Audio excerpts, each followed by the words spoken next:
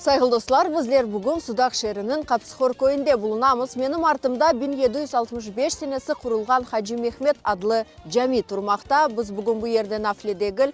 Aynı bu yerde bizler bugün ilk sefer Kapsıxor köyünde iftarını ziyaret edecekmiz. История мечети Хаджи Мехмед началась почти 300 лет назад.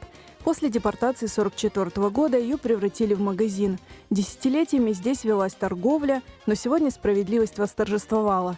Часть магазина снесли, а на ее месте уже возводят новый минарет.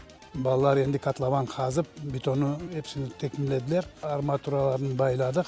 Şimdi stroy materyal bekleyik beyaz sement. Kısmet olsa minareyi beyaz yapacağımız. Yandaki bu iftarhane ileride iftarhane şimdi ileride rekonstrüksiya yapılsa o iftarhane olacak abdesthane. Bütün gerek şeyleri biz bu magazinin bir kısmı kaldı. Onda içine yapacağımız. 3 yıldan beri biz bu evvelde olan dükkanı iftarhane yaptık.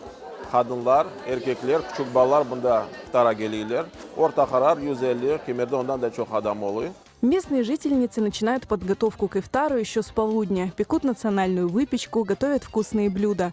Но самое ценное – теплое общение, улыбки, смех и особая атмосфера, ради которой сюда приходят. Месяц Рамадан у нас в Хапсхоре проходит достаточно плодотворно.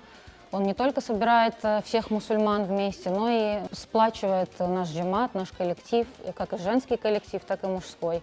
Собираются ифтары, все очень дружно друг другу помогают. Светлые ощущение чего-то доброго, хорошего. Ифтары у нас в Хапсхоре – это что-то особенное. Третий год подряд у нас ифтары собирают настолько весь наш джамаят, настолько все дружно.